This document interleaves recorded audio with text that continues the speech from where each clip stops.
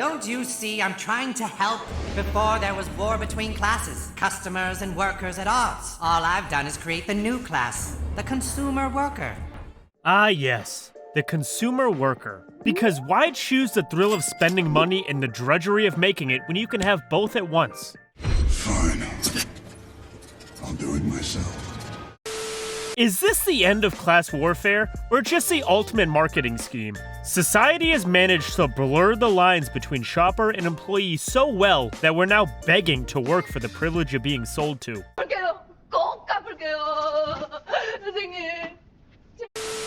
In the modern world, not only are we always buying, we're somehow working for the opportunity to do it.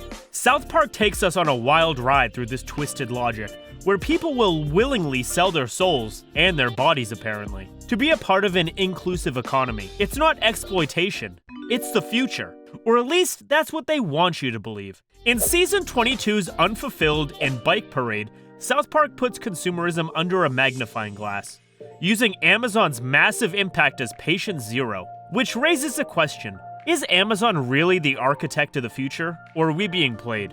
Let's see what Matt and Trey have to say.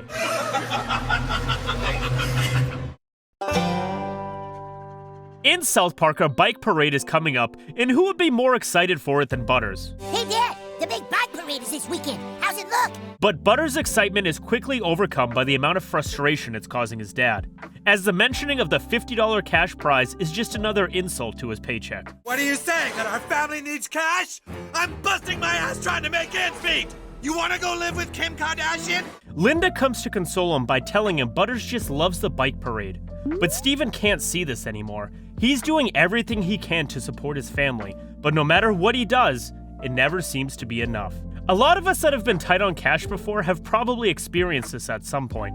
I mean, I know I have. When you're not making enough to fulfill your basic needs such as rent, utilities, and an Amazon Prime subscription, it causes a lot of stress. All you can think about how is you're not making enough money. Being reminded of it is annoying. I don't need to be reminded every 10 minutes that money's tight. But kids don't always understand that.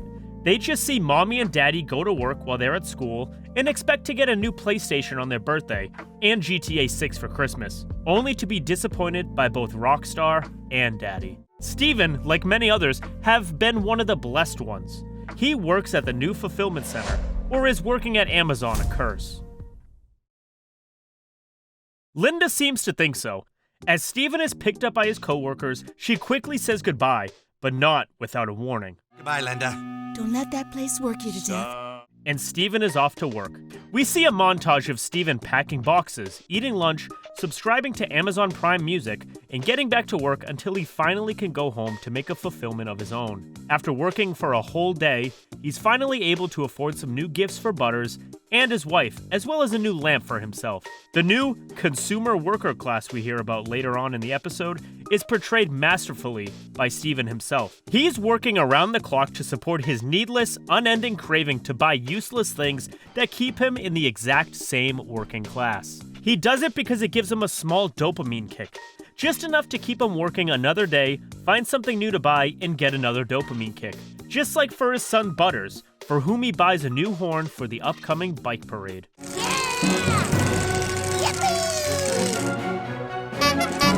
fellas, what do you think? The others aren't really impressed by his bike parade though. Bike parade? That's so dumb. Until Larry shows up. Hey, Stotch! You getting pumped for the big bike parade? Which sparks their attention. But why would they suddenly care about the bike parade now that Larry's shown up? They certainly have no reason to impress him, right? Well, like all men with tiny peepees and an ego too big for their boots, they care about taming some strange. And who loves fancy bikes more than Larry himself? Some shallow gold diggers. Wow, hey, nice bike, Larry. Are you gonna be in the bike parade? Which is enough to plant a seed in the brains of Eric, Stan, Kyle, and Kenny to also attend the lame bike parade. Butters only feels more insecure. Well, anyway, I'm getting some more things for my bike, too.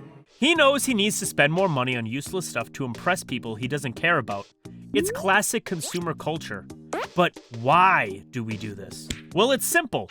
The system's rigged. It's all designed to keep us running on that hamster wheel, working for pennies and spending it all on stuff that we hope will make us happy, or at least a little less miserable. Deep down, consumer culture has convinced us that we're one purchase away from being enough. If we can just get that bike horn, that new gadget, that trendy pair of shoes, then we'll be happy, or popular, or fulfilled. But the irony here is brutal. As soon as we get close to that little dopamine hit from one purchase, there's always something shinier, newer, and more expensive dangled in front of us. And like Butters, we end up in a cycle. 1 minute we're the king of the bike parade. The next we're scrambling to keep up with Larry and his better bike. South Park nails it. In a world where we're constantly told that happiness is just one click away, we're actually spending our time and energy working for the privilege of staying unfulfilled. Advertisements play a role in this, subconsciously. Have you ever seen an advertisement for something that will make you sad? Probably not. Our subconscious minds start linking the new products we see everywhere to happiness. There's even a study done on this subject. And what do you know? The study found a connection between advertised spending and happiness. Higher ad expenditures correlate with decreased levels of happiness. The root idea is old and deeply ingrained. Before I can decide how happy I am, I have to look around, consciously or subconsciously, and see how others are doing. Much of how I feel about my income, my car, and my house is molded by my next-door neighbor's income, car, and house. This instinct for social comparison is just a part of being human, but it's not without consequences.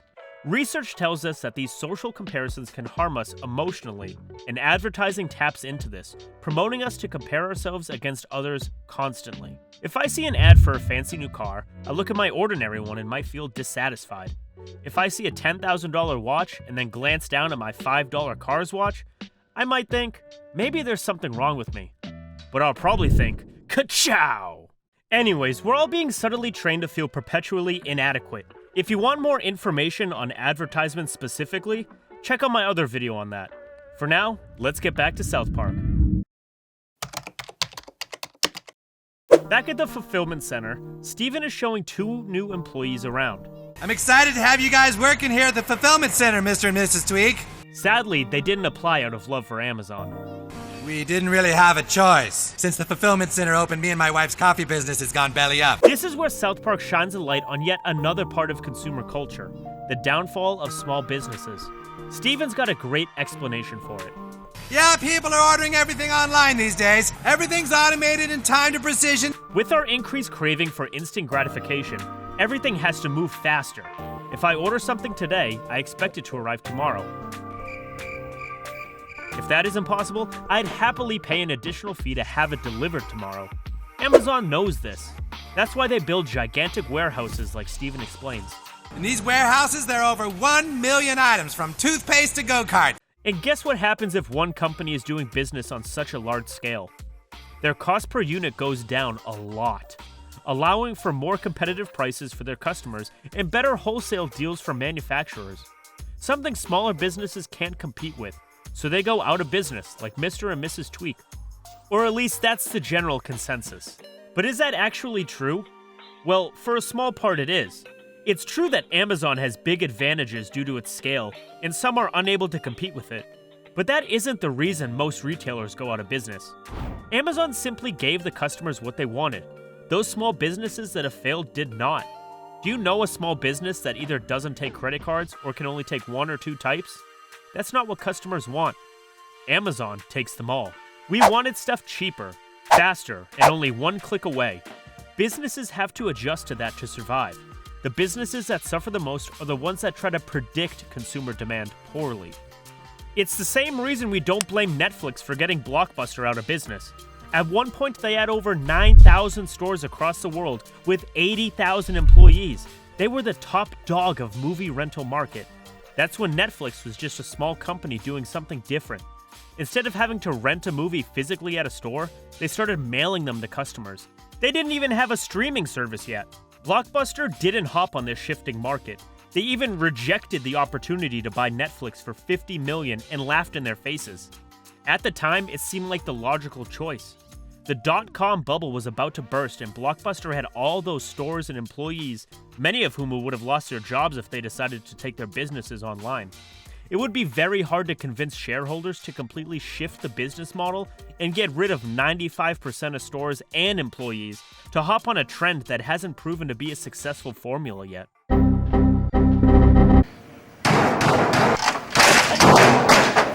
If businesses are unwilling to disrupt themselves, there will always be someone else willing to disrupt them. Does that mean Amazon will only open new opportunities that consumers want? Not entirely. In South Park's fulfillment center, there is more trouble brewing.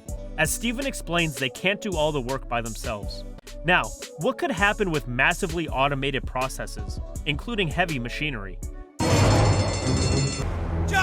Josh becomes a pinball among the machines and screams every time another machine carries him away.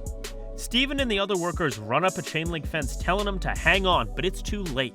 Josh is now in a conveyor system being knocked around like a package, and any attempt to help him fails. It's not shutting down. And what happens after such an accident at the workplace?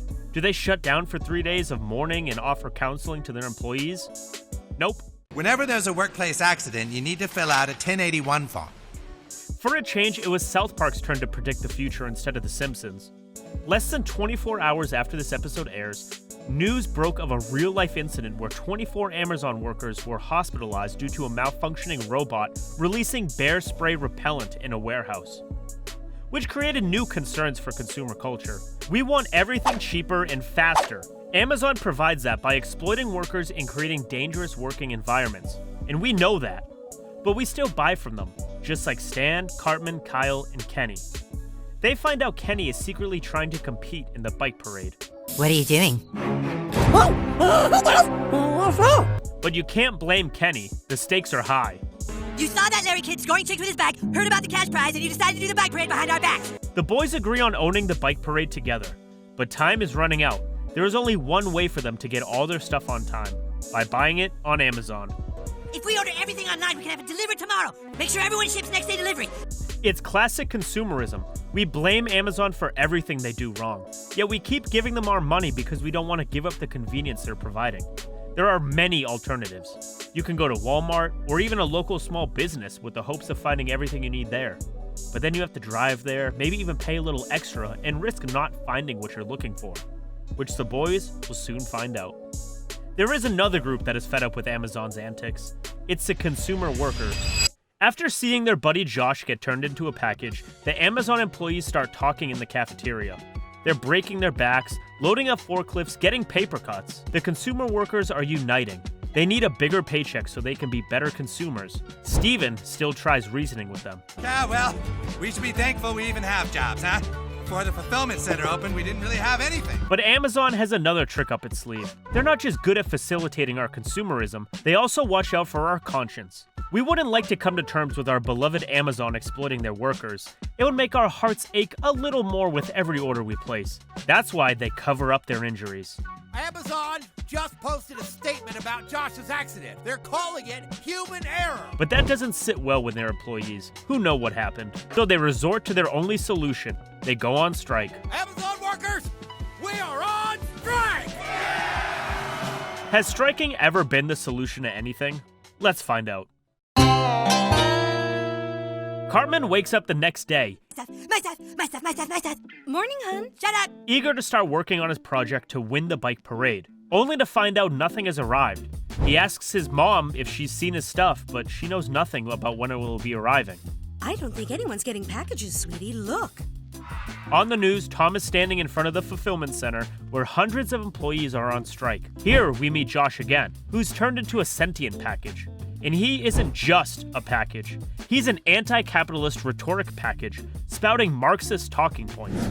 There's those at the top who control the means of production, and then there's the working class that enables those means by selling their labor power for wages. This sparks interesting questions from Tom. Can you get out of the box? Or even more interesting. Do you get hot in the box? And it sums up modern journalism very well. Whenever anybody gets too deep, they cut to banter. But Tom isn't the only one having a rough time with the interview. The mayor will soon get her turn.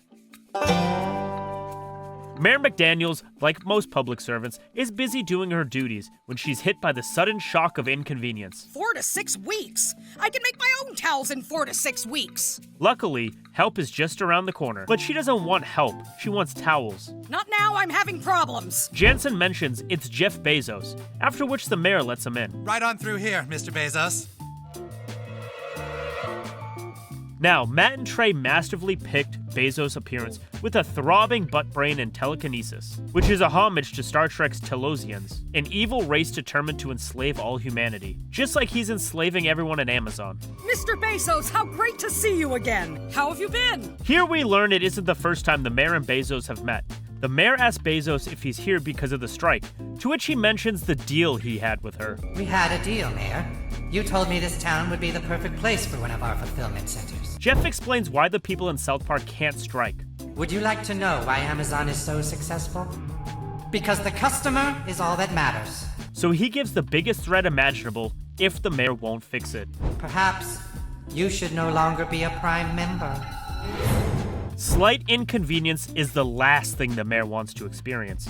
So she tells Jeff that she's going to do everything she can. But she isn't alone in this battle. Others are getting desperate as well. Stan, Kenny, Cartman, and Kyle are still all waiting for their packages. Anything? Did you get anything? They can't believe that their stuff won't be delivered on time for the bike parade, until Stan asks a good question. What did we do before Amazon? I myself almost forgot, but there are places where people used to go shopping. At the mall. The mall in South Park is as dark as you'd expect. It sits abandoned and looks dilapidated. Plants have broken through the asphalt in the parking lot. Inside, the building is dark and devoid of any lighting and covered with trash and plants. But are malls actually that grim nowadays? Not really. Just like Blockbuster, the malls have to change. They have to adapt to the new online direct-to-consumer trend. Big retailers are shutting down locations like Macy's, who's closing down about 150 stores because they are unproductive. This frees up space for new retailers or a completely new different type of store. Top-tier malls, known as Class A malls, are pivoting towards an experimental model, replacing those department stores with grocery stores, casinos, gyms, ice skating rinks, and in some cases, even residential apartments. Malls could become a place that's more about experience and service. On top of that, there's businesses that require physical locations like hairdressers, nail studios, and phallic-shaped objects to put into your mouth. Look! It's Wiener on a stick. The boys find out that mall employees have devolved into mole people. But the boys come here with a mission. We came because we need stuff. They mention that there is a bike parade in town for which they need some stuff. Do you need shoes? One mall worker asks, to which the boys do in fact need. But for their bike parade, they need a specific color-coded shoes in their 4 sizes. We do not have the inventory that online wholesalers can provide. Which the mall workers can't provide. The boys want to get the hell out of there as they start to realize it's pointless to shop somewhere where they can't get the stuff they need. But the mall workers are desperate. And desperate workers might be the perfect solution to South Park's problem right now. Wait a minute. You guys, I think I have an idea. Other workers are also getting desperate, as the strike is still going on. Steven returns home with bad news. They've decided to punish us by taking our status. But it just isn't the status as an employee. It's much worse. There's no easy way to say this. We're not Amazon Prime members anymore. They are now USDA choice, almost as good as Prime. But there's inner conflicts brewing for Steven. It's barely a satire at this point. Exploitive megacorporation is catering to the will of the consumer, who values cheap convenience. The undervalued workers must go on strike, but not everybody is going to risk the strike. Families need to be provided for, after all, and kids need stuff. Which is exactly the situation Steven is in, so he prays at his computer. Please, I don't know what else to do. My family is all that matters to me. I made a promise to provide for them. Which is then overheard by Bezos, who can spy on all of his customers with his army of Alexas. Without his Amazon Prime status, he fluctuates between being and non-being. Like Bezos expects, Steven, the consumer worker, will start doubting the point of striking. So they have to start preparing facilities for strikers that want to return to work. In this case, a bus. Which brings us back to Tom, who is still standing at the Amazon Fulfillment Center, where the tension is still rising. It isn't just Amazon employees striking anymore. There's counter-protesters as well. We want our stuff! We want our stuff! Tom is yet again asking some intriguing questions at the protest. If you pay for shipping, can you go anywhere you want? But the true question is, does striking ever really work? Well, yes. Striking can actually be really beneficial to employees to get higher wages and other benefits. A great example of this is the 2021 John Deere labor strikes. But for our South Park example, they have very little chance of success. But why? Well, imagine you work for Amazon in their fulfillment center, in a job that doesn't require you to have any prior education or experience. For a company like Amazon, you're just one of the many. And if you can easily be replaced by other workers, your bargaining power is pretty low, which is the case for these Amazon workers. Then there is what economists call surplus labor, meaning people available and willing to do the job in the current conditions. Amazon could just bring in new workers, which they do when Stan gives Jeff a call. We know a whole bunch of people who can come work for you. But in true selfish consumerism practice, he won't do it for free. And if we get you workers, we want them to deliver our stuff first. Which brings us to the next episode, Bike Parade. As Amazon roars back to life with the questionable help of the mall people, the boys find their bike accessories waiting for them, a reward for being a good consumer. I got fulfilled! It's all the stuff I ordered for the bike parade! But Kenny's dad isn't a fan of what his son has done, seeing as the boy's short-sightedness has damaged the struggle for workers' rights. Stan's dad, on the other hand, is about to be very happy.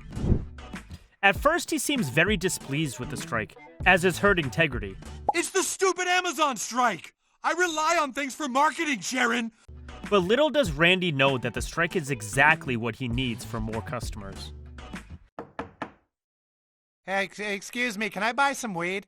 Now that consumers aren't getting their packages, they need something else to consume to take the edge off, which is perfect for Tegrity and will soon provide the downfall of Amazon. As more strikers want that good old devil's grass, they also start buying it from Randy's competition. Oh, it's fine. I'll just go over to the Anderson weed farm and buy more there.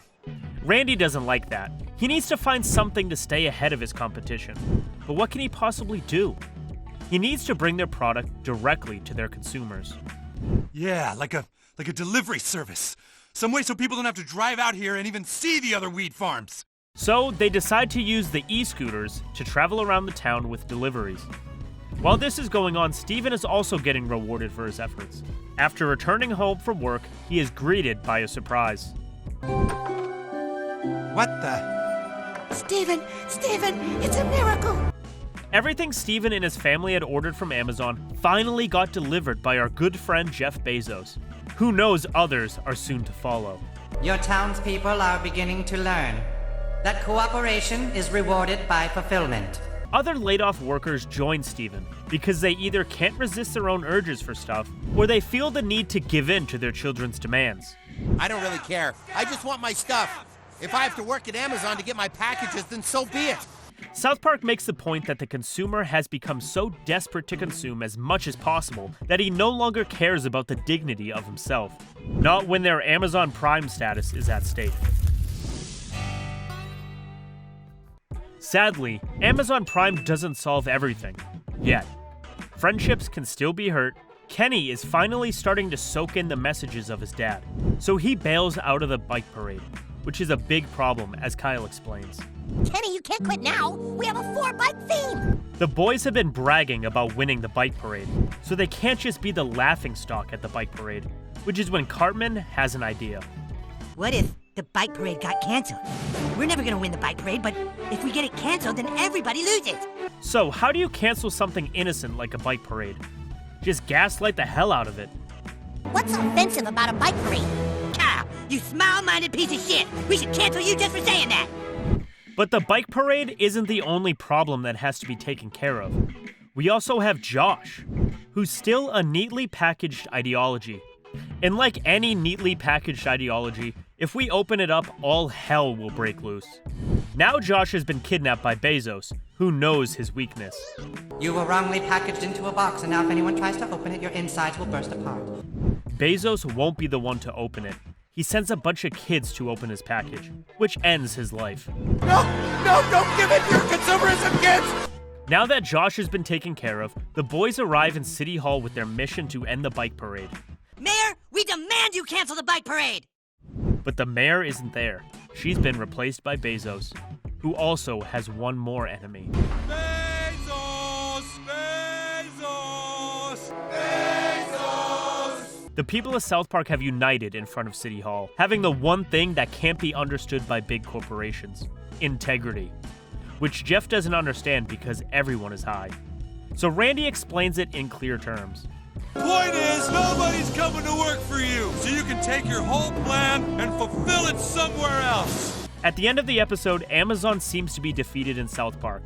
But is Amazon really a villain that we can defeat? Well, not really. Amazon itself isn't a villain. Society is. Jeff Bezos is portrayed as a monster trying to turn humans into his pawns. But only the strikers care because they're the only ones directly affected. Consumers just want to keep consuming as cheaply and conveniently as possible. If anyone gets in the way of that, like strikers, the consumers won't be very fond of it. Imagine Amazon solving all of the problems they're having with workers and public image, you name it. It would lead to increased operational costs and subsequently increased prices for the customers to cover these costs. But that's not what people want. They shop at Amazon for the convenience and low prices. If Amazon fails to provide these, there will be another entrepreneur who will spot the opportunity in the market to replace Amazon. This is what South Park portrays through Randy. With integrity, he's giving people what they want: convenience and quick deliveries for their orders, which could also spark outrage in the future. Who is to blame if the entirety of South Park gets addicted because Randy has made his product so accessible? Society or Randy? There's only one path to salvation. Society has to change itself and unite to tackle consumerism. If people keep shopping at Amazon and other big retailers, even when they don't agree with their practices, the retailers will keep doing what they're currently doing. It can't be compared to politics. If you don't vote because you think one vote won't make the difference, you're part of the problem. If everybody does that, no one ends up voting, and we end up with crappy politicians. So if you want to change the world or society, start by leading through example by subscribing to my channel.